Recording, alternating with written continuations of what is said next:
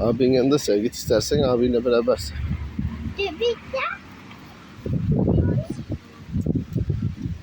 Baba, Allah'ım. bu abisi gibi bu da yiyor. Öyle mi? İkisi de yaprak yedi şu an. Göremiyor şu an yaprağı. Görüyor da ısıramıyor. Baba, Oğlum. bak şurada bir tane var. 3 tane. 4 tane köpek oldu değil mi? Baba bak ayakkabımı cırmalıyor. Abi daha Daha 2 tane daha geldi be. 6 oldular. Aa, çok sevdim benim bu. Anne!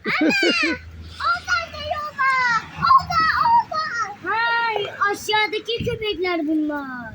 Allah. Korkmana gerek yok Ömerciğim.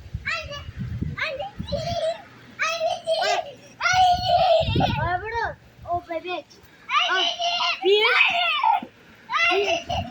2 3 4 5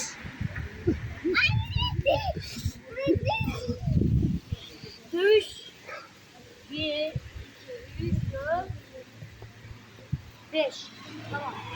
Baba bunlar eski oldu ha. Eski anca kaldı.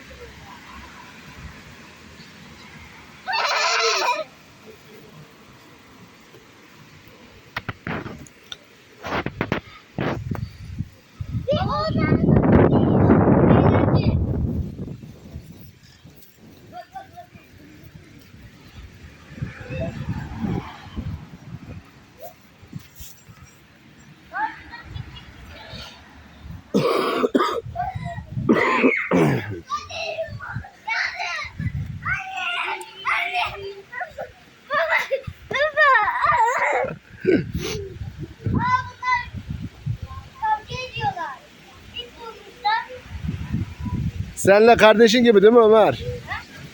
Seninle kardeşin gibi.